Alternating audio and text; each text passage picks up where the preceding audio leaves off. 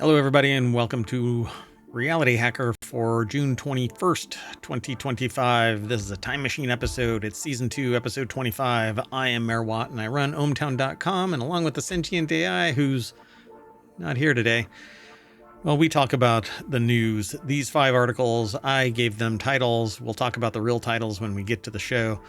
Wearable tech face tattoo. Gamers advance biomedical research, bacteria captures CO2, avatars from a single photo, and 17 AI chatbots to rule them all. That and more, powered by ohmTown.com. Go over, sign up, sign in. There's no advertising there. There's no subscription over there. We just want you to come back and hang out here on Twitch and YouTube. We stream to both platforms at the same time. So come and join us. I try to make up for it every day. We're supposed to stream every day, but mayoral duties sometimes keep me away. But we haven't missed a day yet, at least not with the trusty time machine.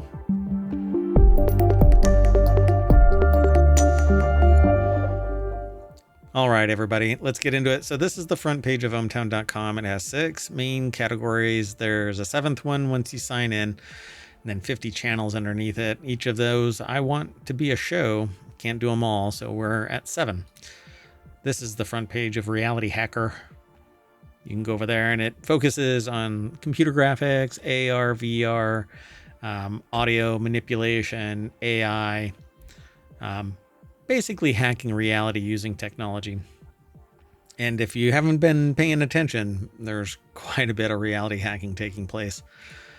First article's over in Non Sequitur News. The next wearable tech could be a face tattoo that measures mental stress. Researchers are developing a digital tattoo. It's not really a tattoo. It's a tech piece of equipment that gets stuck on your face. But they're calling it a tattoo, a digital tattoo that measures mental workload. It's meant for workers with high-risk jobs like air traffic controllers. And it says that it's thinner and lighter than older EEG models.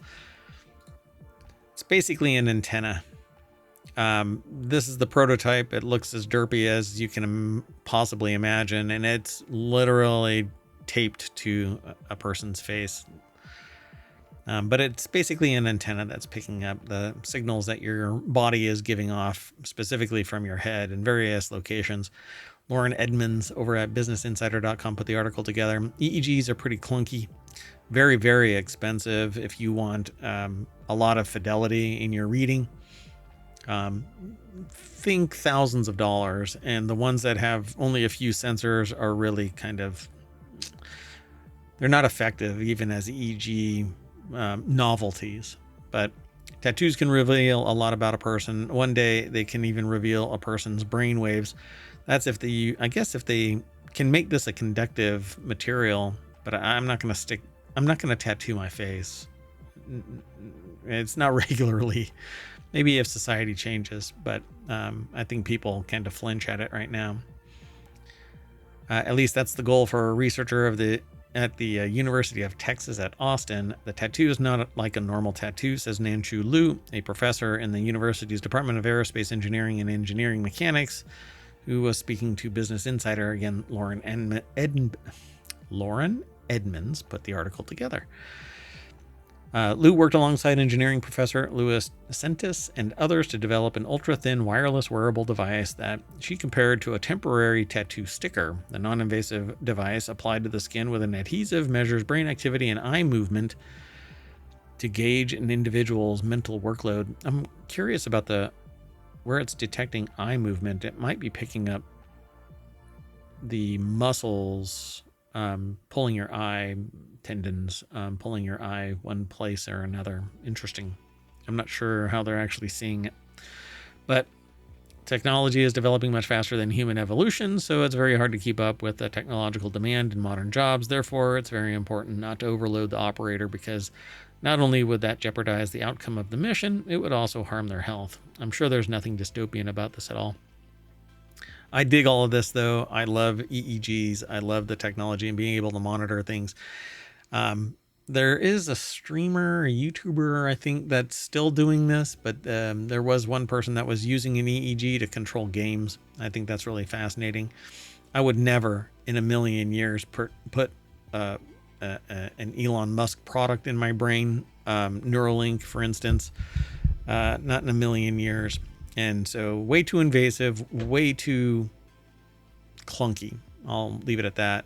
But I'm willing to put this on my face. At some point, technology and society will be accepting of each other.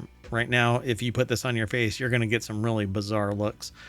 But if Cyberpunk 2077 ever really taught me anything, and it didn't because I was already into Cyberpunk, the future is this. Eventually, we'll see. So researchers at University of Texas Austin are attempting to streamline the process by proving mental workload can be measured only from the forehead. During lab tests, participants did memorization drills that involved a screen with flashing boxes.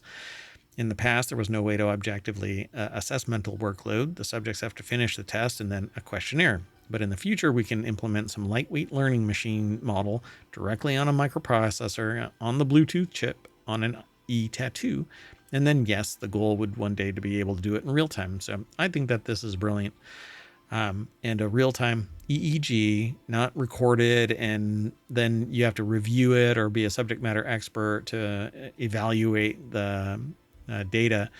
I think that essentially this is the future for monitoring your brainwave activities, things like sleep, and those who suffer from pain would be able to monitor themselves in real time and make conscious efforts to evaluate themselves and take corrective actions. I've always been into this. Many years ago, I did some fundamental research in this using VR and phobia treatment and even polygraph technology, using EEGs and fMRI. The technology wasn't there, and I wasn't dedicated enough to sit there and claw my way through this for 30 years. But this is, I think, the future.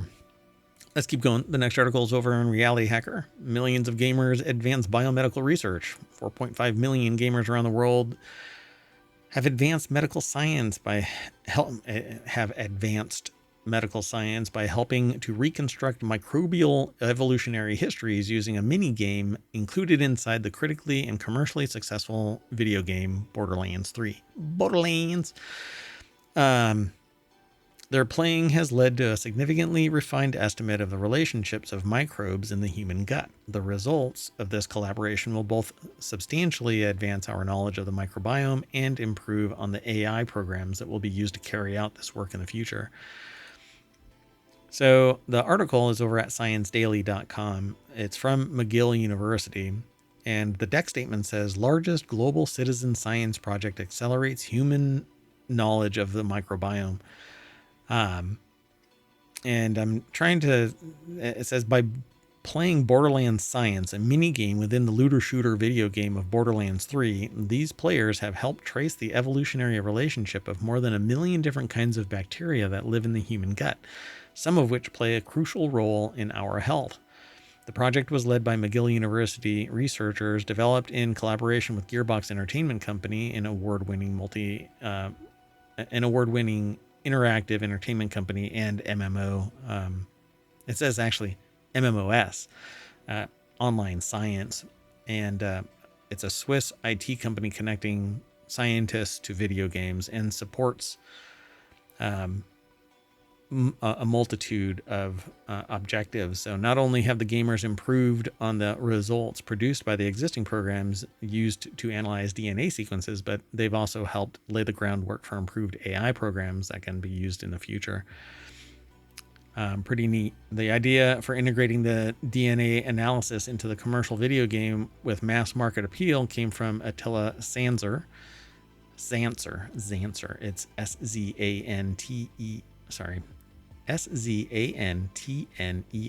an adjunct professor at McGill School of Computer Science and CEO and co-founder of MMOS, which is the online, massively multiplayer online science company.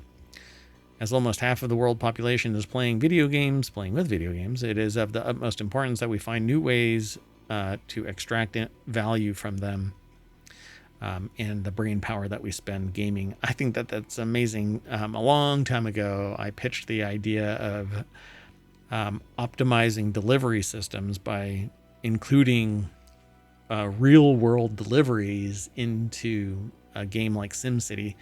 Obviously, there were some privacy concerns back then. Nowadays, I think that it would be more open to it, but now we use AI to optimize things way beyond what a human would.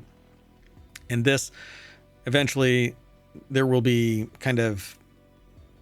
going to be more evaluative effort grown from human input into a game like this, because the AI will have learned enough, and then we kind of phase ourselves out. It's kind of like self-driving. Eventually, we're not going to need humans to drive. Let's keep going, though. The next article is over in Technology Today. Photosynthetic living material uses bacteria to capture CO2 in 2 different ways.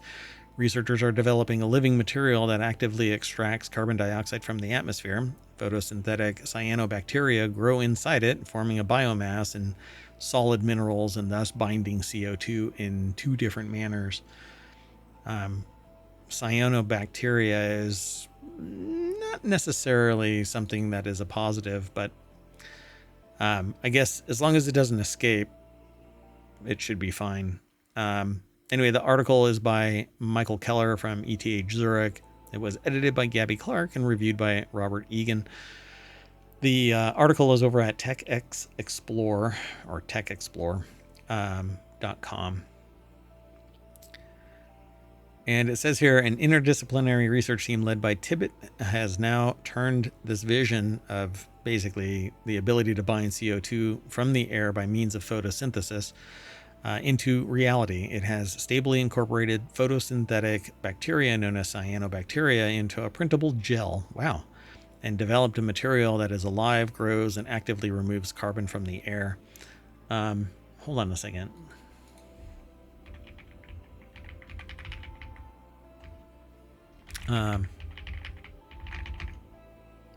Hold on. I'm trying to look something up real quick, and I do things live. I don't edit anything out, so this is going to be in the podcast, and it's going to be in the show, the VOD over on Twitch and YouTube. Hold on. So I just want to make sure.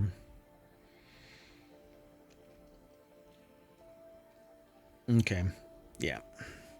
Just wanted to make sure that I didn't misrepresent something. So the researchers recently presented their photosynthetic living material in a study in the journal Nature Communications. So the dual carbon sequestration thing, and sequestration is just grabbing it out of whatever it is and protecting it from further distribution. It just sequesters it, and that means to keep it away from other things, keep it away from the public, keep it away from the environment, etc. Whatever you want to keep it away from, it's called sequestration. So the material can be shaped using 3D printing and only requires sunlight and artificial seawater. Artificial seawater? You mean salt water? Whatever. Okay. Anyway, with readily available nutrients in addition to CO2 to grow. As a building material, it could help to store CO2 directly in buildings in the future, says Tibbet, who initiated the research into living materials at ETH Zurich. So basically, they can create this 3D model, and it grows into what looks like whatever shape that they actually put it. They make this kind of, I don't know, what do you want to call it? It looks like a mushroom kind of a thing. And it can grow and grab CO2 as it is growing. It's a cyanobacteria. It's growing inside this mesh. I don't know how they will want to call this something in your habitat attractive. I mean, even in their example, it looks like a nightmare blob that you would find in, a science fiction horror game. This is kind of spooky looking. Anyway, and I didn't put these into ohmTown. So I'll put those into ohmTown after the show, but then you'll be able to just type in !RH for RealityHacker, and you'll be able to get the show notes straight out of ohmTown on Twitch, they're already embedded over on YouTube's show notes description. All right, let's keep going though. The next article is over in Technology Today. Hyper-realistic AI technology creates avatars from a single photo.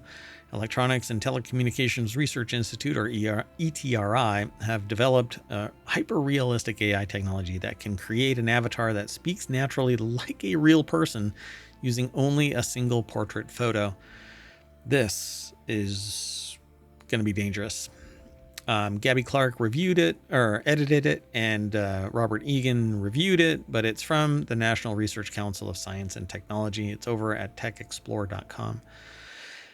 And it says, while traditional current speech-driven AI assistants in office environments or navigation systems and vehicles are limited to simply carrying out commands, ETRI's hyper-realistic AI avatars have sophisticated facial expressions and mouth movements that enable natural, human-like conversations. You are not going to be able to trust anything beyond arm's reach in the future. If I remember right, I was told a long time ago that the reason why people clink their glasses is actually to pour a little bit of each other's glasses into each other's glasses.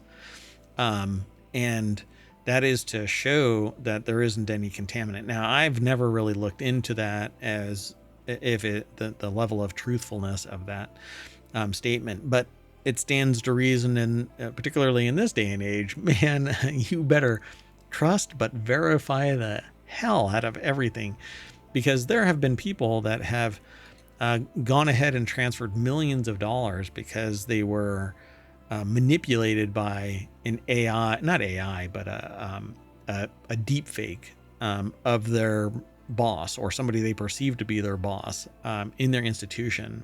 This isn't a one-time thing. It's happened several times. But now a video or a model has the ability to be a 3D representation. A fully believable representation can be pulled from just a still.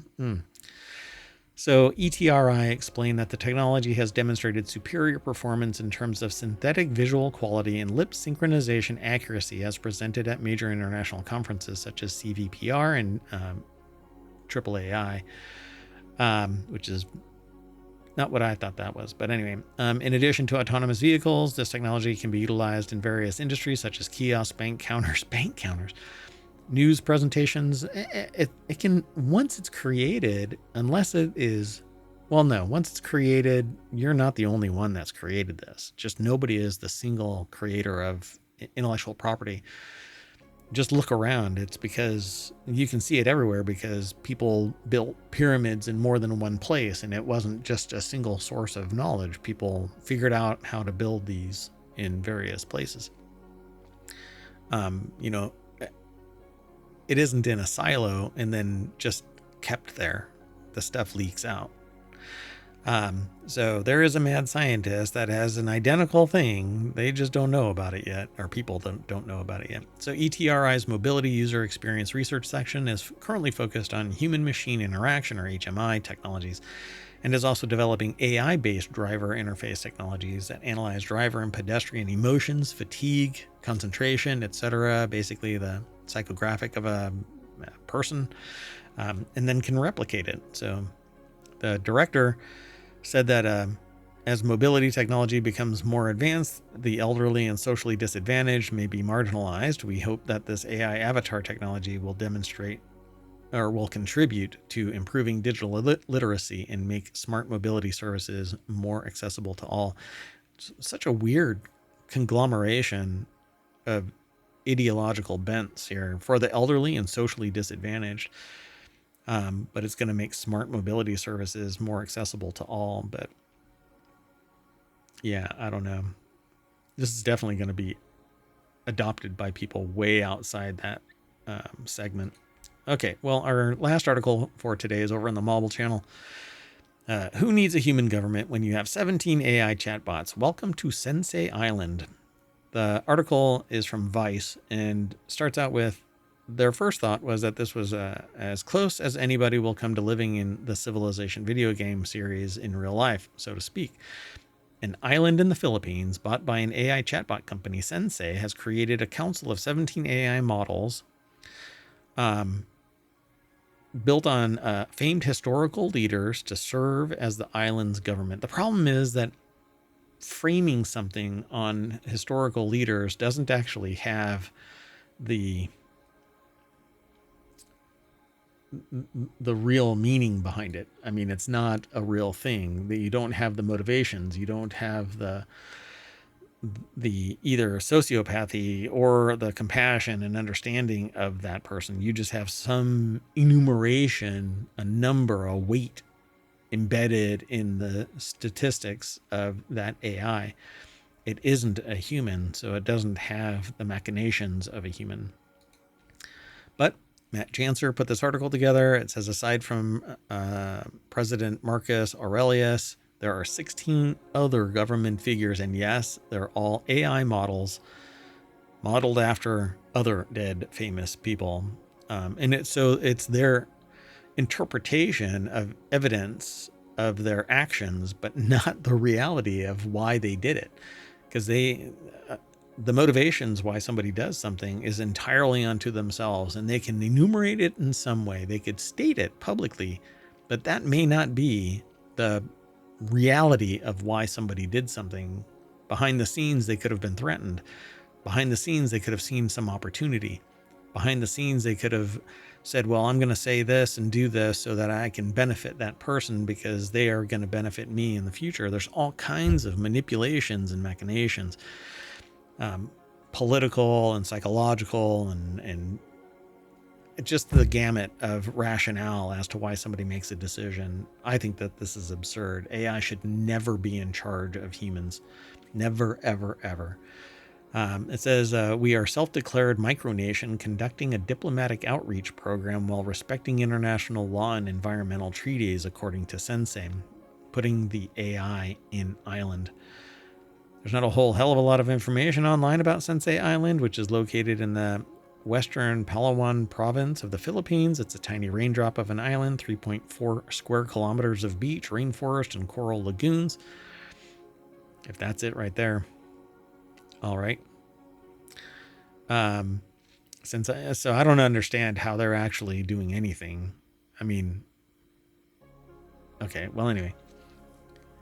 Sensei Island is where policy is data-driven, rights-anchored, and continuously audited for fairness. Residents remain free, informed, and empowered to override or amend AI decisions through democratic safeguards embedded in our charter.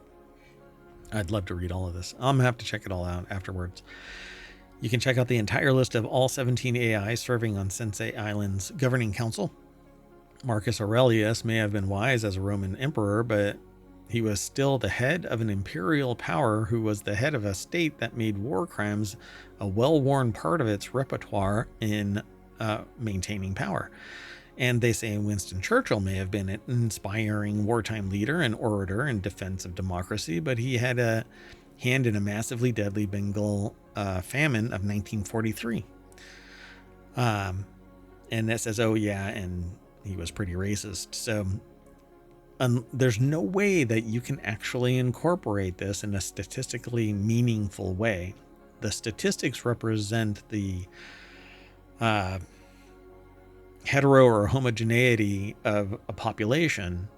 Because of their actions, you can statistically calculate a population, but you cannot create a population or a statistical weight from the historical record. It's not a leading indicator, it's a trailing indicator of the actions of a population. And then you can go, well, there's a really good chance that this person, because of their past actions, could be doing this or that, but you never know. It doesn't make any sense to do it this way. It says there's a human override assembly of 9 elected residents who serve as safeguards to counteract potentially harmful decisions made by the AI Council, which include existential risks or actions that fundamentally contradict human values, which are laid out in Sensei Island's charter. This is going to be a fun read after the show. But that is it for today's Reality Hacker. I'm going to be ending this show, retooling really quick, posting these show notes into ohmTown along with all of the rest of the show notes. And then I'm going to spin up again for Wanted, which is going to come up right after this. So stick around and I'm going to override the AI and bring me back to the front page of RealityHacker. How about that? Bing! And now we're out of here. We'll see you in a little bit. Bye-bye.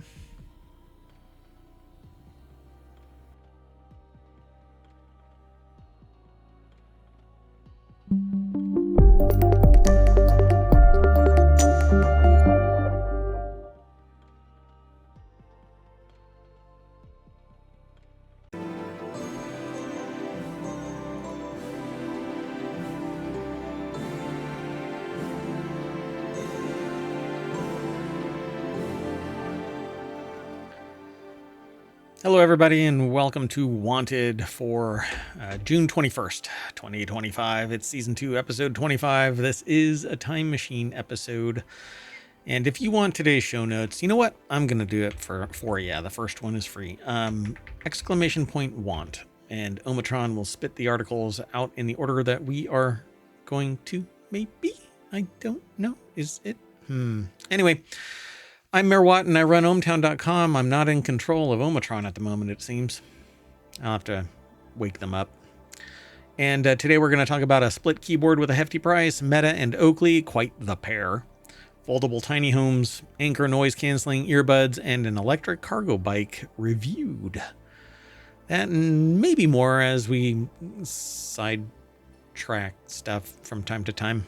We'll see. Anyway, everything's powered by ohmTown.com. Go over and sign up or sign in. There's no ads, no membership fee, nothing. I mean, there's all news, no noise. Go check it out. And then come back and hang out with us here on Twitch and YouTube. See you in a little bit.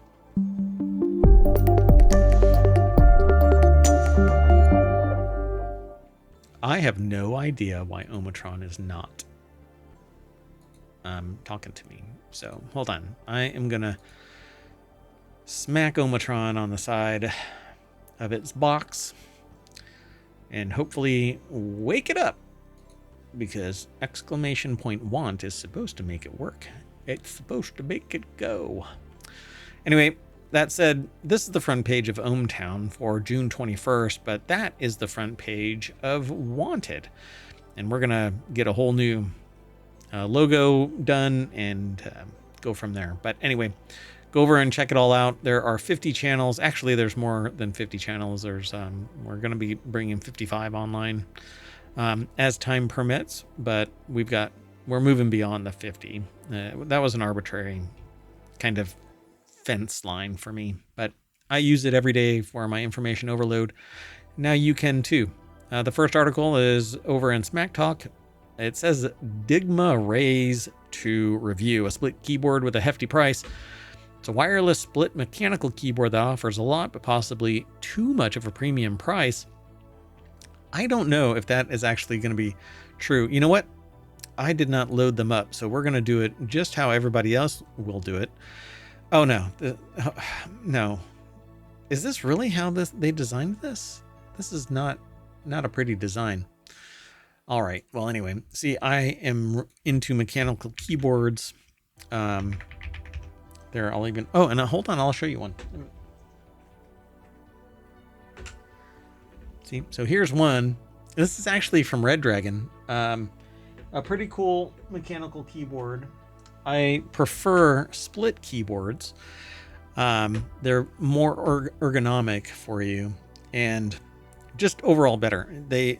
a candy bar keyboard like that one that I call them candy bar keyboards, but they're fixed, right? And so you have to break your wrist like that, and over time it causes repetitive strain injury and carpal tunnel syndrome, and basically it messes you up. And so some people fall prey to it, other people don't. That said, this is kind of goofy. I hope that this is actually removable, but it doesn't look like that bottom part is removable. But anyway, you need to be able to tent it and tilt it so up and over so that it is like this instead of flat and broken like that on your wrist. It's horrible for you.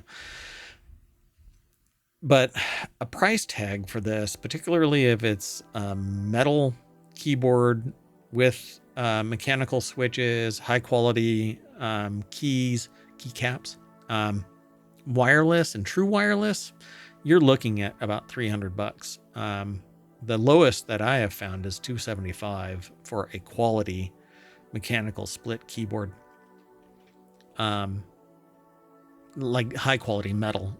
You can get plastic ones, but I don't know where I don't have any of my split ones here, but because right now I'm even using a metal keyboard, an aluminum keyboard. But anyway, that said, the market ranges for simple wireless keyboards for less than $50 at the value end of the spectrum. At the other end is 300 plus. Yep. The Digma Raise 2 is a wireless split mechanical keyboard that offers a lot. So, and if this is what it looks like, I don't like it. So the Raise 2 is a 60% mechanical keyboard. It's one of the most well-packaged keyboards that the author has ever seen, Brian Patterson over at appleinsider.com. It has USB-C cables. Interesting. A 1.5 meter one, a 50 centimeter one, a 30 centimeter one. Really? USB-C to USB-A adapter. But it has these fixed pads, but it's supposed to be a split keyboard, and I have yet to see it actually in the split position. So I don't really care about the switches. This little separate accessories box, you largely never need them unless you're going to dick around with your keyboard from time to time. They sell it in two colors, black and silver.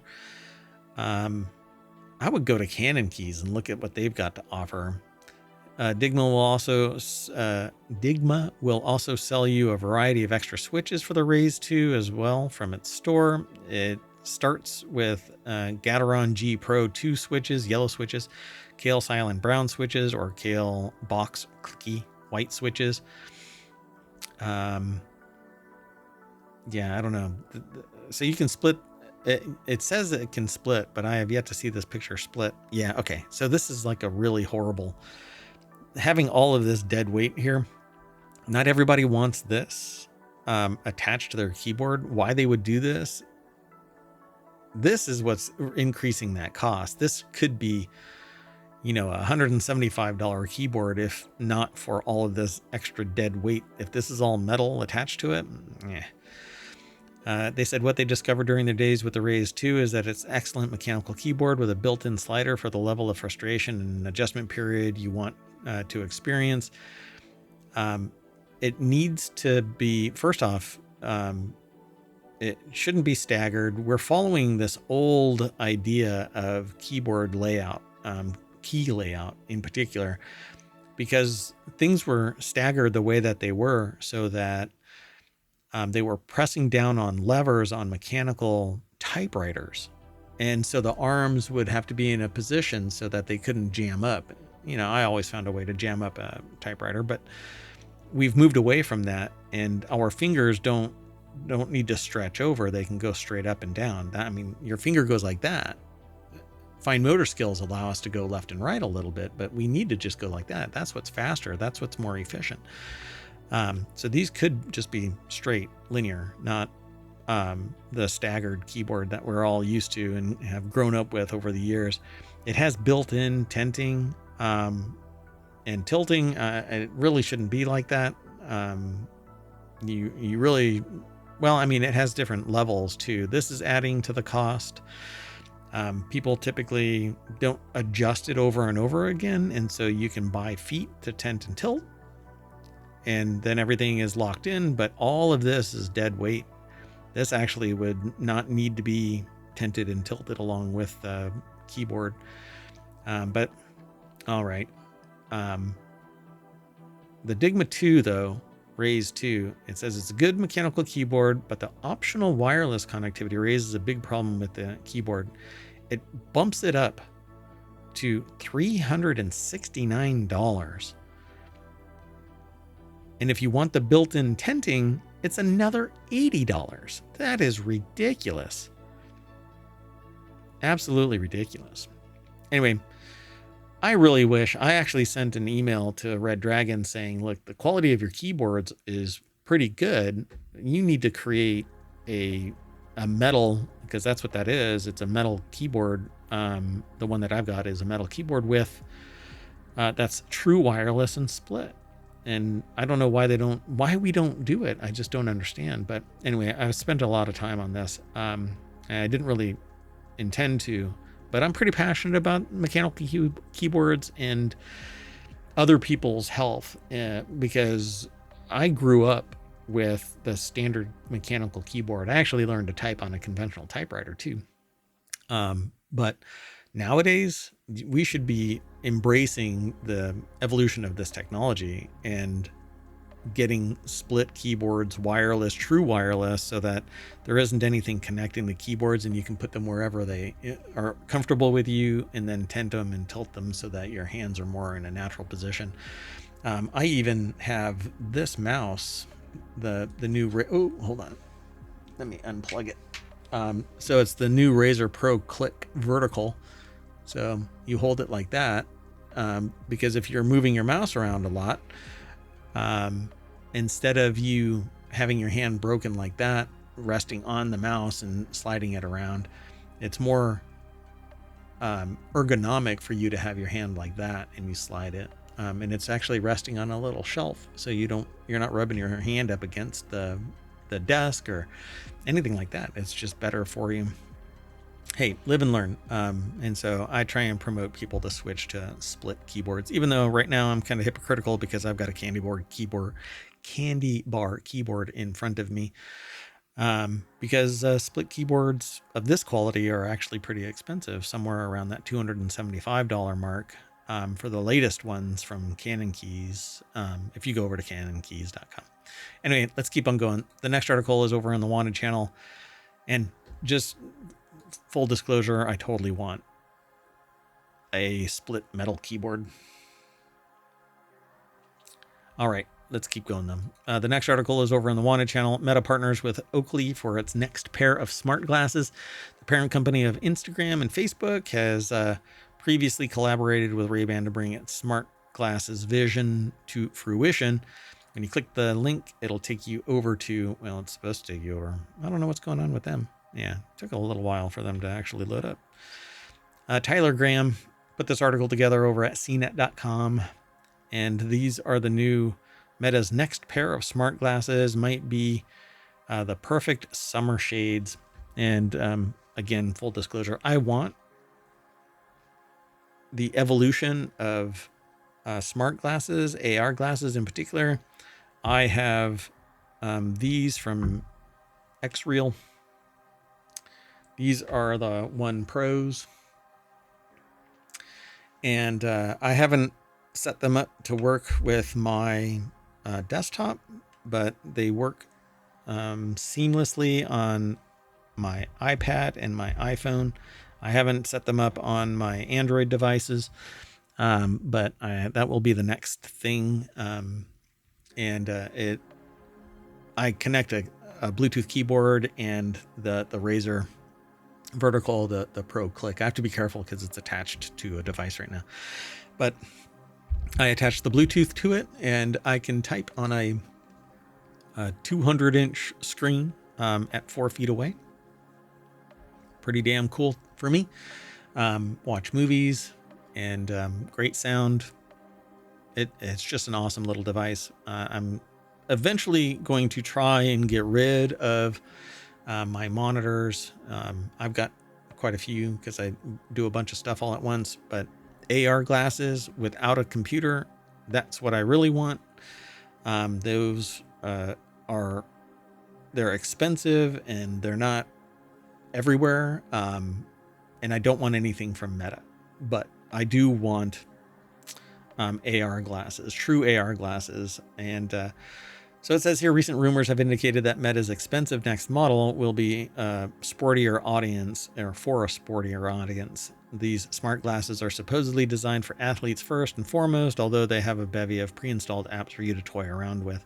Oakley Meta glasses will have a camera, gallery, map functionality, be able to view any push notifications sent to your mobile device. Again, they won't be tethered to anything, apparently. I don't know. I really don't know.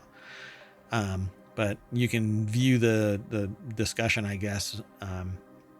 The company has confirmed its partnership with Oakley to bring a new pair of smart glasses to the market with a new Oakley Meta Instagram account. So you can go and check that out. It isn't the first time that Luxottica has partnered with Meta. Basically, if you're getting glasses of any kind, I think Luxottica has something to do with it. It's Essilor Luxottica. It used to be just Luxottica. The company also owns Ray-Ban, the Ray-Ban brand, which Meta has already partnered with to create the line of smart glasses.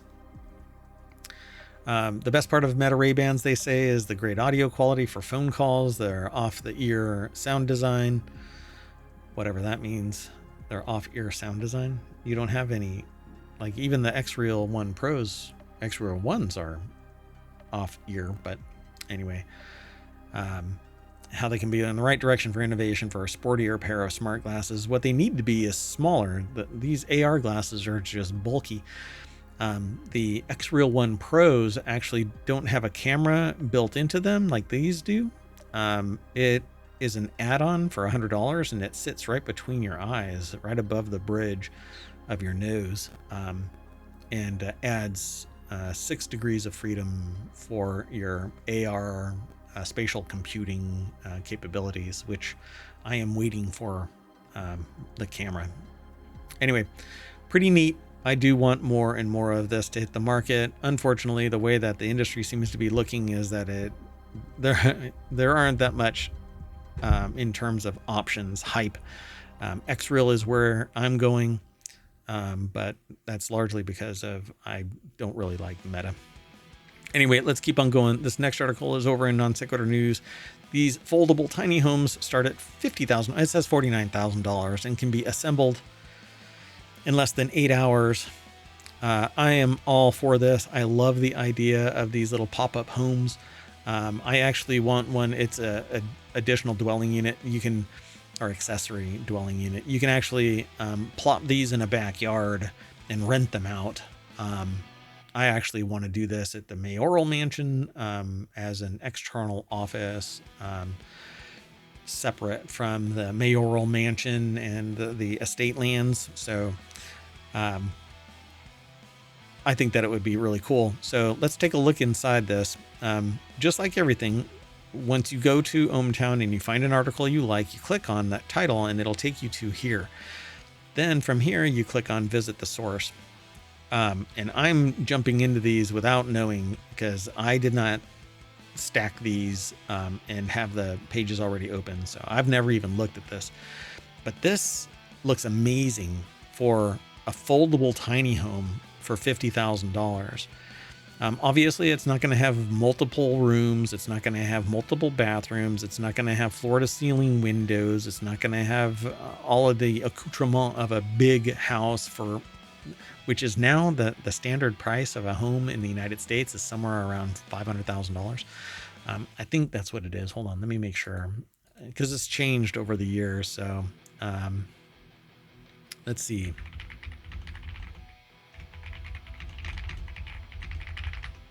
If you can hear me typing, yeah, it's $503,800. Yeah, you know, people, it's affordable, right, folks? Yeah. It's a 32% increase compared to the first quarter of 2020. So inflation hasn't taken place, right? Anyway, Kelsey Neubauer and Alcina Lloyd over at Business Insider put this article together. Happy Homes uses prefabricated construction to build foldable homes for as little as $49,000. It's probably $48,999, but we always round up here. $50,000. The company has 18 standard floor plans on its website, but it can also custom build homes. Happy Homes just launched a line of stylish accessory dwelling units, or ADUs. Take a look inside. I love the idea of this. One-stop shop, but this is conventional construction in any other term. To speed up the building process, Happy Homes pre-assembles its panels at its own factory, with the installation timeline for each home depends on its size. Obviously, construction typically takes under 8 hours. Awesome. As long as it is, no structure should be airtight, and even 3D printed homes aren't airtight. They're still venting and allowing the structure to breathe. That said, these prefab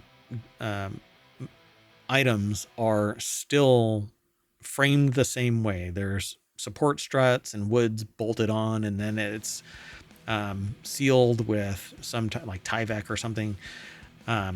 But it says the reality is that people don't want a fragmented service. Mary O'Brien, the CEO of Happy Homes, told they want somebody to handle it for them. They want to be able to just purchase it, somebody show up, deliver it onto a platform, whatever the foundation material is, and plug it all in. It says while standard floor plans range from 320 to 4,500 square feet, Happy has completed projects as small as under 200 square feet and as large as 6,000 square feet. That's pretty big. So prices for the units range from $79 to $150 per square foot, with the higher end covering premium finishes. The company says most clients choose designs with finishes that average around $100 to $105, or about the middle end of that $80 to $150. The units can be as simple as a tiny home, or no bigger than a shed, or as grand as a 2-story full-sized home. That is spectacular. And obviously 6,000 square feet is a pretty grand 2-story full-size home.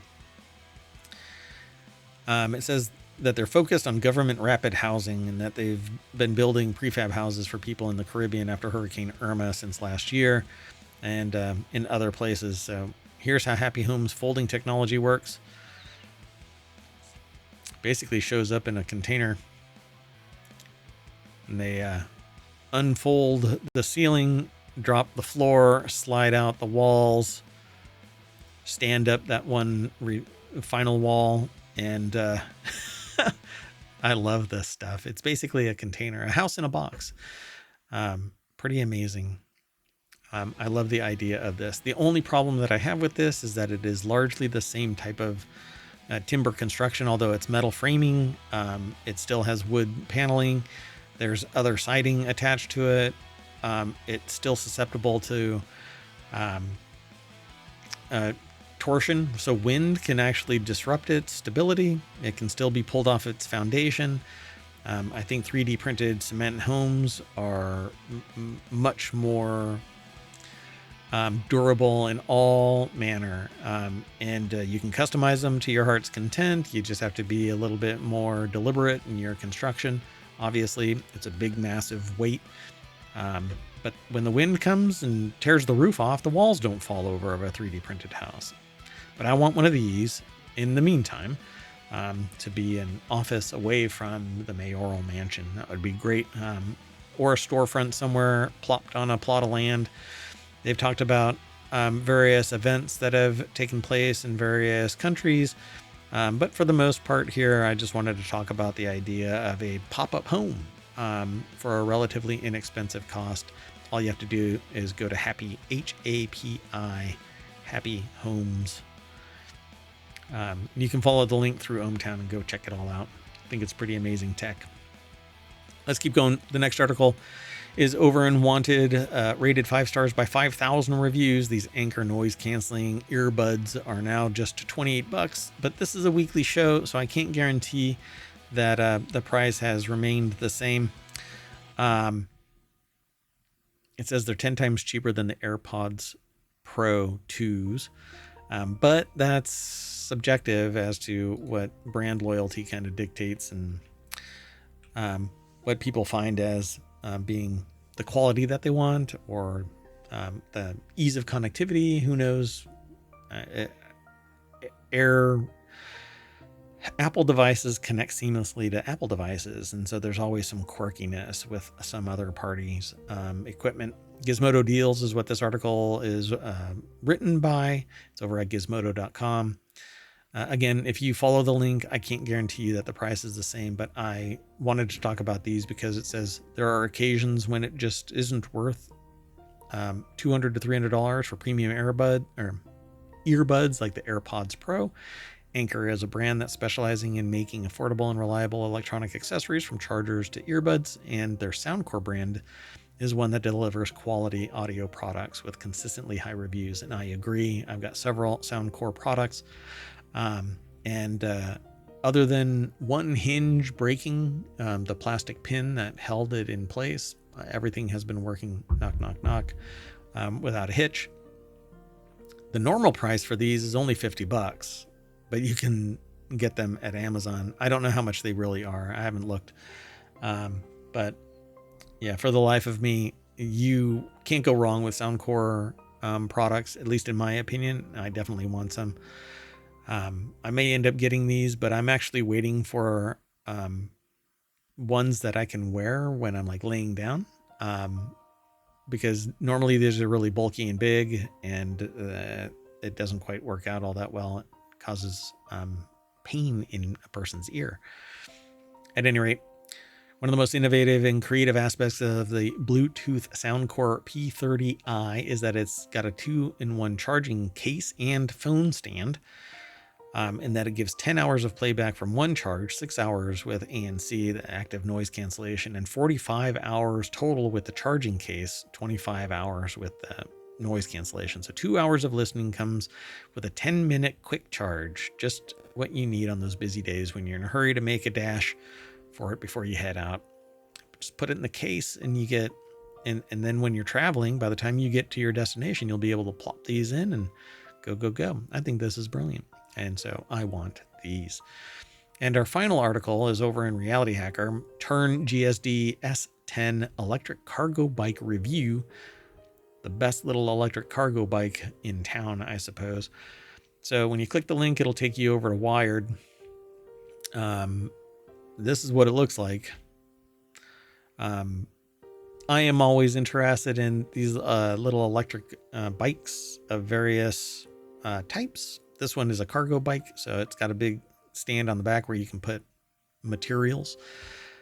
It being electric, you don't strain as much riding around with cargo.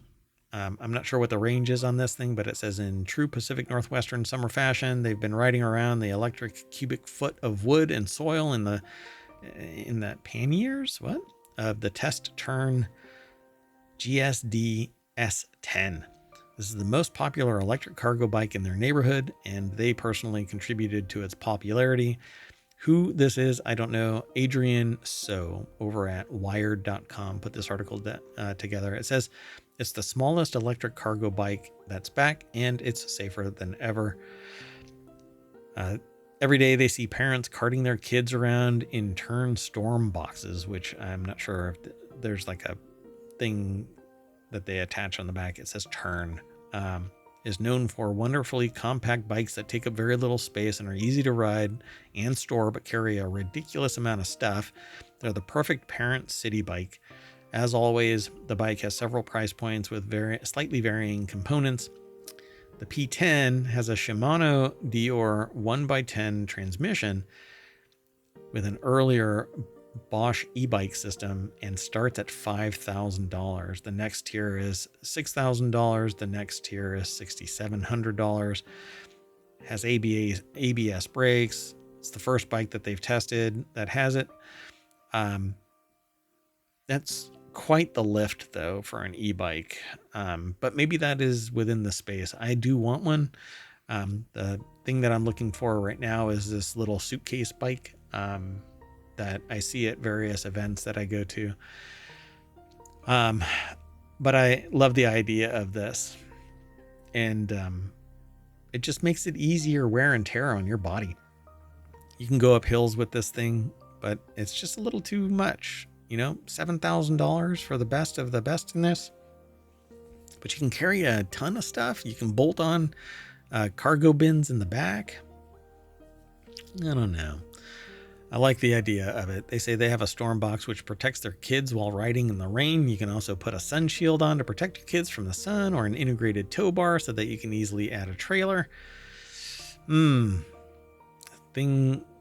I don't know. It says if you don't frequently put your electric cargo bike through long rides or weird, stressful situations, however, they wouldn't be doing their due diligence if they didn't point out that there's a ton of other more affordable options, most notably the Electric Expedition 2.0 at $1,700, which is dramatically more affordable, which has very similar specs and is also certified for safety by a third-party organization, in this case, UL certification.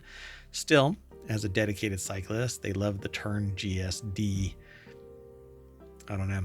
I'd probably go with the electric Expedition, but I'm not going to be putting a child in the back of my e-bike. Cargo, I have no problem if it dumps out, but I would have a problem if something happens with my kid in a container in the back of my electric bike. All right, well, that's it, folks. We are going to hop on our e-bike, and that's going to bring us back to really the front page of Wanted over at ohmTown.com. And from there, we're just going to take off. We've got to shut down the time machine, and I'm going to rejigger everything. And we'll be back for the continuity report unless mayoral duties pull me away. Be sure to follow us, like, and subscribe over on YouTube and here on Twitch. I'm on both. We are both. ohmTown is on both. Go and check us out everywhere. It got a Discord and a Patreon. There's TikTok. Where else are we? I don't know. We're everywhere. You can download the podcasts. There's over 2,500 episodes or something like that now of the show. Just look for ohmTown, wherever your podcasters catch pod. See you in a little bit. Bye-bye.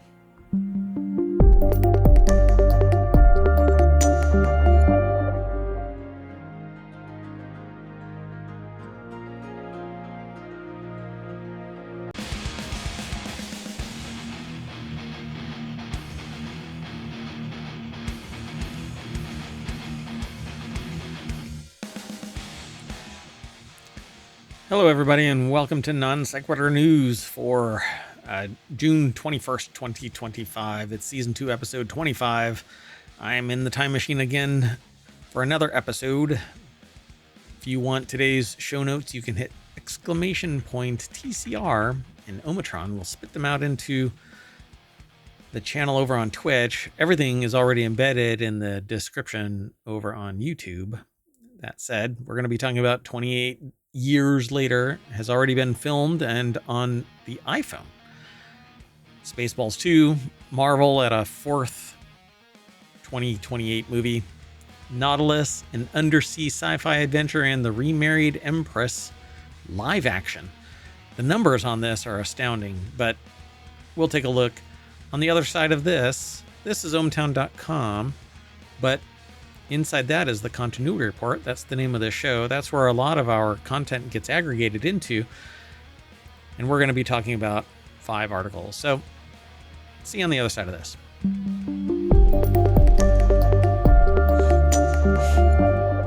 Okay. Hello, everybody. Let's just get going. I'm in a time machine, so I'm going to try and get through this and get out of the time machine and then try and get back into it to play catch up with the other 3 shows that are on Sundays, and that's WarCrafters, TechnologyToday, and FourWheelTech. There are 3 different focuses for each of those shows. So hopefully I'll be able to do that today. Stick around. Be sure to follow us, like, and subscribe over on YouTube and here on Twitch. You can subscribe to us and be alerted on Twitch, and over on YouTube, you can like and subscribe, ring the bell, that kind of thing. We also have podcasts for long-term storage, and over on YouTube is the VOD as well. All 2,300 episodes are available either as podcast or as VODs. Okay, let's get into it. This first article is over in Non Sequitur News. Danny Boyle says he's filmed 28 years later with iPhones, drones, and a goat. Director Danny Boyle said that he strapped a camera to farm animals while filming 28 years later. The director used iPhones and drones to shoot footage because they were lightweight. And Boyle said that it made the filming way cheaper, which I don't like saying cheap when there's really good quality, but less expensive or financially appropriate, or I don't know what you want to call it, but cheaper just makes it sound cheap. Many Hollywood directors use expensive cameras to film their blockbusters. Danny Boyle's approach to filming the zombie sequel 28 years later was a bit more experimental. It says they did strap a camera to some animals a couple of times. Yeah, goat. All right. Well, the article is over at businessinsider.com. Emma Jacobs put the article together. Quite the device. Oh, not just any iPhones, but it looks like 16 of them. Look at that. That's pretty intense. The director used iPhones and drones. And that was way cheaper, I guess, yeah. So the director, whose 2002 horror classic 28 Days Later was shot on digital cameras for a deliberately lo-fi look, was keen to take on a similarly unconventional approach for his follow-up film 2 decades later. So I don't want to ruin anything if there's any spoilery anything in this. It says, having done it with goats, you then think, oh, that slow, low shot made it into the film and into the trailer too. And for the film's pulse-pounding chase scenes, Boyle relied on iPhones and drones instead of high-tech equipment. Any smartphone can now record at 4K, indeed up to 60 frames per second. I think 120 frames, which is more than enough resolution you need for cinema exhibition. Wow, that's kind of slamming everybody who's done higher resolution, 8K and beyond. Keeping the crew light on their feet also helped them more easily navigate the wild landscape of Northumberland, the UK region used to film 28 years later. Pretty cool. There's more over in the article. Go and check it out. Let's keep going, though. The next article is over in Wanted. And I do want this. Spaceballs 2 added an unlikely legacy character. I hadn't read that part of it. It says, plus Herbie goes up against Megan 2.0 in competing featurettes. This is a different Herbie, though. I don't know if this is about the car or not. So the art, oh gosh, it has a spoiler. Okay, hold on. We have a thing for that. Spoiler alert. I don't know if I want to even continue. I don't really get spoiled by things, but other people get spoiled by things. Anyway, James Whitbrook and Gordon Jackson put the article together. It's over at gizmodo.com. Yeah, so Spaceballs 2, Star Trek Voyager's Tim Russ seemingly confirmed on Twitter that he's set to return as the trooper who ain't found shit while combing the desert in Spaceballs 2. All right, sounds good to me. I'm just going to leave it right there because it immediately broke into something else. Untitled Predator Project. Predator Badlands. Okay, we're just going to leave that alone. And we're going to move on to the next article. It's over in the Continuity Report. Marvel adds possible 4th movie to 2028 slate. Disney announced on Wednesday that Marvel Studios is scheduled to release an untitled movie in December 15th, or on December 15th, 2028. We're planning so far out that... Oh, hold on. Remove the spoiler alert, MayorWatt.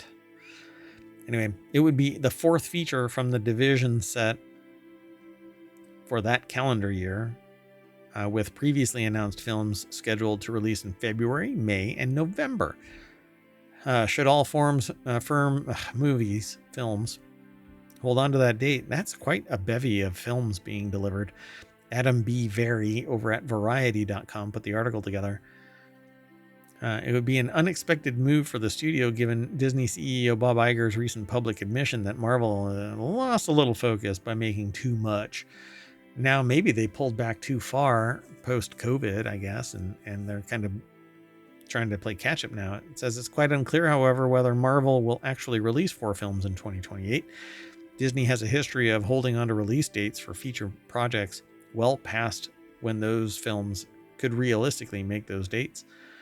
One of the problems is if you say it too early, then people stop paying attention. If you say it too late, then there isn't enough prep. It's a fine line. And if you keep on telling people that it's coming out and then they burn out, then they're going to stop paying attention to you. It says it's quite unclear, however, whether Marvel will actually release 4 films. They also say here that Marvel's Blade was removed from its November 2025 release only after Disney was ready to slot the 20th Century Studio film Predator Badlands in its place. For 2026 and 2027, Marvel has significantly winnowed its feature slate. After The Fantastic Four First Steps opens in July, the studio is producing 2 films in 2026, Spider-Man Brand New Day, a co-production with Sony Pictures, in July, and Avengers Doomsday in December, and 2 films in 2027, an untitled project in July, and Avengers Secret Wars in December, which I thought Secret Wars... What was the other Secret Wars? There was another Secret Wars, wasn't there?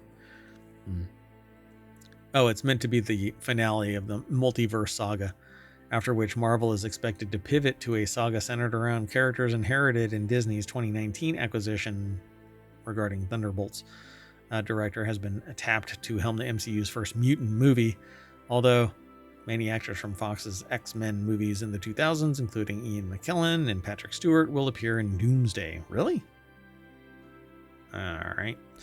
All right, let's keep on going. The next article is over in the continuity report as well. Nautilus review. There's a lot I liked about the underwater sci-fi adventure, but not enough to make it a must-watch. That's not me saying it. I'm just quoting them. Nautilus is finally arriving on screens in the U.S. following a difficult journey. Originally commissioned on Disney Plus but now airing on AMC and AMC Plus. The series is an original story for Captain Nemo from the Jules Verne novel 20,000 Leagues Under the Seas. While not an especially well-known character in the current zeitgeist, the spin on the Indian prince turned pirate focuses on his fight against the oppressive British Empire, specifically the ruthless capitalism of the East India Mercantile Company. And boy, is that kind of ideological bent, the whole creation of the East India Mercantile Company and the various machinations of history still rearing its head even in the 21st century, tapping into his thirst for vengeance as something modern audiences might relate to. I don't know. I don't think modern audiences even really understand the modern context of what is happening in the world today. It's not like it's highly taught. Sarah Moran over at ScreenRant.com put this article together. Says it almost works, but Nautilus is also attempting to capture the wide-eyed wonder of exploring the oceans in the world's first submersible. These two themes clash more than they complement each other, and it's hard to know exactly which is meant to be the main thrust of the series. Despite that weird dichotomy, Nautilus is largely an enjoyable watch, with a 10-episode season that's better at delivering a weekly sci-fi fantasy adventure than it is a deep dive into the evils of imperialism. But it's riding a fine line, it sounds like it. So, at any rate, Nautilus has the look and feel of a show from another decade. Comes across like it's supposed to have been made some 20 years ago. It feels more like television of the late 90s, early 2000s, harkening back to shows like Farscape, Sequest DSV, and Stargate SG-1. I'm here for it. I like the sci-fi fantasy side of things, so I want to watch this. I'll have to look it up and see if I can actually, if I'm already subscribed to something that can get it, then win. But I don't know if I'm going to subscribe to something to maybe see it and pay for it. I don't know. We'll have to look at this. Maybe it's in the mayoral budget. Who knows? Thankfully, this uncertainty in tone and intended audience doesn't detract from how good Nautilus looks. The show reportedly had a pretty significant budget, and the design and execution of the sets, costumes, and visual effects are all excellent. So there's a whole lot more over here at ScreenRant.com. I won't go through the whole thing. They asked the question if Nautilus will get a season 2. It's certainly a setup, but the show's future is murky at best, and that's largely because, well, it's supposed to be a Disney Plus thing where it could have caught, wind and pulled the show forward, but it didn't premiere on Disney Plus. It's airing on AMC and AMC Plus, and I haven't heard any marketing until this article. So thank you, Sarah Moran, for that. But if it's invisible to people, then there's not going to be a second season, and it being relegated to AMC Plus, it just might stay there. It may not. It may just be that one season. But if they left it cliffy and enough people get drawn to it, I don't know. Maybe we can talk about it in another episode after I get to see it. We'll talk more about it. But there's a whole lot more in this article. So follow the link through ohmTown or in the show notes over on YouTube and check it out. It'll also be in the show notes for the podcast as soon as I post it. So maybe tonight. We'll see. All right, our last article for the June 21st continuity report is the continuity report is where it's stashed. Disney Plus adapts hit Korean webtoon, The Remarried Empress, as live action series. And this is why I wanted to talk about this. Disney Plus has greenlit The Remarried Empress, a live action adaptation of the chart-topping Korean web novel and webtoon series that has amassed over 2.6 billion views to date. It's a romantic fantasy drama. I won't go into the whole thing over at Variety. Naman Ramachandran put the article together. She looks like iCarly. For whatever reason, that just kind of hit me that she looks like iCarly.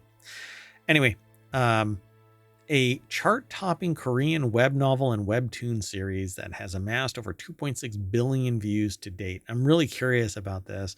So I'm probably going to end up watching this. I don't know when it's going to show up. I don't know if there's an English translation of this Remarried Empress web novel.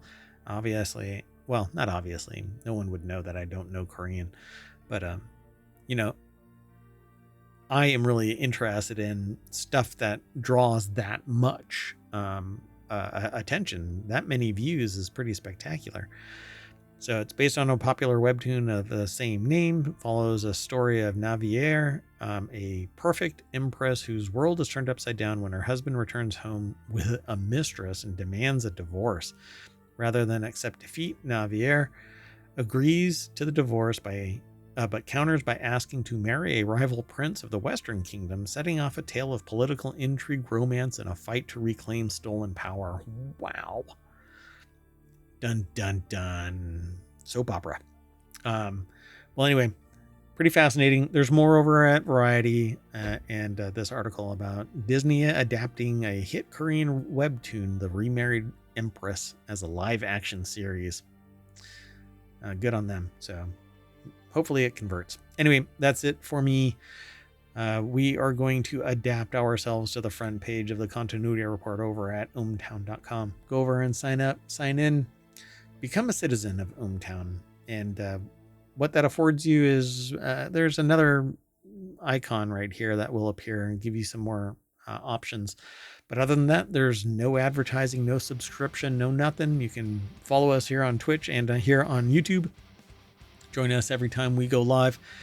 Be sure to make sure that you get the alerts so that you know when we go live. My mayoral duties tend to keep me from doing it in a reliable manner as of the last couple of weeks.